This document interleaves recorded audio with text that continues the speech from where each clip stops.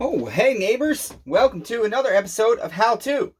In this episode, I'm going to show you how to reassemble the chain brake handle on your STIHL MS200T top handle arborist chainsaw. Welcome to the shed shop, and thanks for joining us. I got my bag of parts right here. I've got my chain brake band. I've got my chain brake spring. I've got my flat spring, which keeps my handle from going flippity-floppity while I'm using my chainsaw. I've got my guide, okay, my spring guide, spring guard. I'm not sure which one it's called. I always forget what this part is called. I just call it my arm.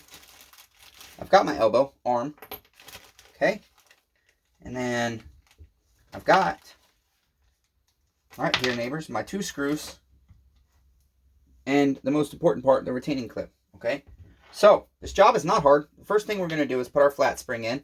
And if you remember right, it's got a groove right there that it sits in. Okay, and then it's going to sit right just like that. Pretty simple. Okay, next we want to go ahead and put our guide in here. And this one sits just like this, neighbor. Not hard. Okay, all the way forward. You can see it's notched out in the back here. Okay, to sit where it sits. Okay, so it's just like that, all the way forward. Okay, there's a little groove right there, circular groove. It sits in front of that. Okay, all right. Next, you want to go ahead and put your chain brake handle through. Make sure it's facing the right way. Just pivot it through. All right, and then just like so, neighbor, put your arm in. Remember, the hook side always hooks your spring, and the flat side always hooks your chain brake band, and the hook side always goes up. Okay, so slide that in there, line up your 2 holes just like that. It's not hard. All right, and then put that on the top pin. Go ahead and start your handle on the top pin there. Okay, this one on the front pin, slide that on there. Whoops, sorry neighbor. You've got to get it lined up with your spring back there. Once you've got it started, okay, and everything's lined up, what you can do, if you need to, whoops, hit my grease gun. If you need to, you can take a screwdriver, and actually, I did your dirty neighbors. I wanted to show you. I keep forgetting. I always forget to do it, but I like to do it, is grease. I like to put a little grease in between the handle and the spring. And so we're going to go backwards, just so I can help you understand why I do that. Okay, just a little bit easier for me to pry that up that way. All my parts are coming out. That's okay. It's worth it. Okay.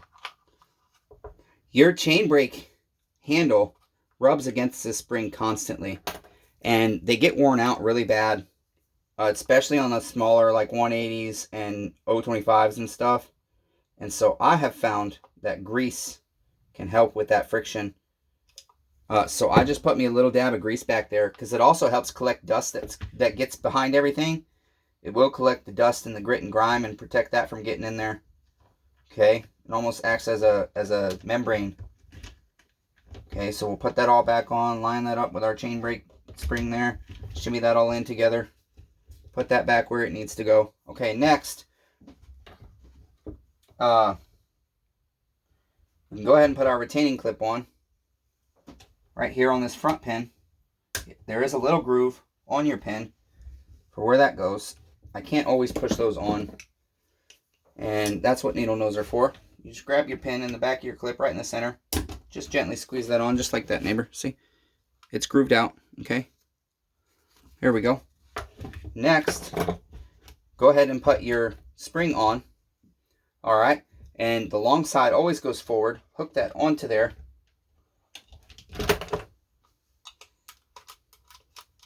like so.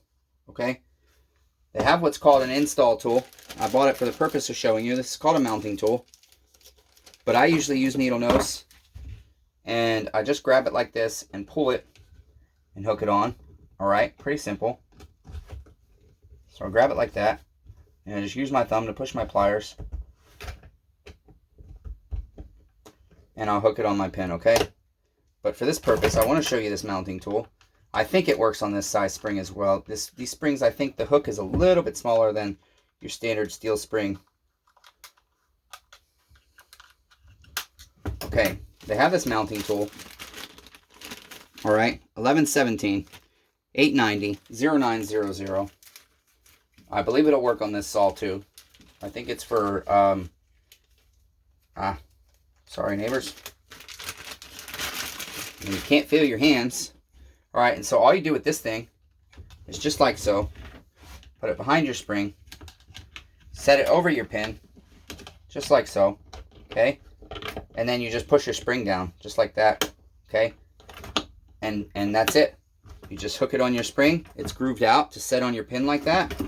Okay, and it does make it a lot easier, and I thought it does make my life easier. It's just an additional tool, but I definitely will use it. I like having it, and so for several videos, I'm going to give you this part number in case you work on chainsaws, 1117 890 0900. You guys, I don't know exactly what I paid for it, but if you really want to know, I can tell you. Okay, it was like 10 or 12 bucks, okay?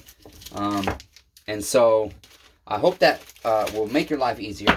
That part definitely is going to make my life easier.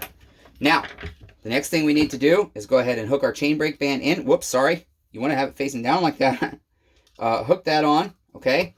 And then you want to pull your spring back, decompress your chain brake. It's always easier that way, for me anyways. And you'll just set that in its groove. It goes down here. That little pin sets in its groove, okay? Push it all the way in. You want to make sure it's all the way in, lined up everywhere, setting against the body here. You can see here, it sets flush against the body on this one, okay? And that way when you put it on your saw, you don't have anything messed up or catching and burn your saw up. This thing's got brand new everything on it. This is a really, really, really, really good condition MS200T. Chainsaw Redeemer is very blessed. Unfortunately, that blessing kind of comes with a little bit of hurt because I know who I want to sell it to, and he's not going to pay me the price it's worth. But I want it to be his saw. But I also did find one online today that I might buy as well. It's much more than I paid for this one. It's a little bit less than what I can get for it, but apparently it's from a saw builder, and so I'm going to go meet him, and we'll see what happens. This is going to be 2 T25. Sorry, I was just looking for the right screwdriver.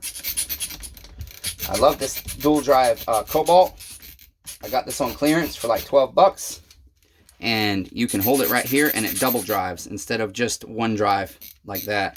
It's double driven, so you get twice as much turn. I love it. All right, now I didn't Loctite these. I'm so sorry, neighbors, who did you dirty. I definitely want to Loctite this. This is not something a porter is going to need to take apart. So, and I say that because if you're watching the whole series on the MS200T, the guy that I want to buy the saw, or that wants to buy the saw, and that I would like to sell the saw to, even though it's going to be for less than what I can get for it, he's going to port it. And so I haven't used Loctite on all this stuff because I really am convinced at this point it's going to be his saw. And I shouldn't say that in this video, so I better take that out. Take a lot of that out. Okay. I had to go backwards. I had to put Loctite on my screw there. Okay. Because this isn't going to need to be taken apart by anybody that buys the saw for any reason unless something breaks.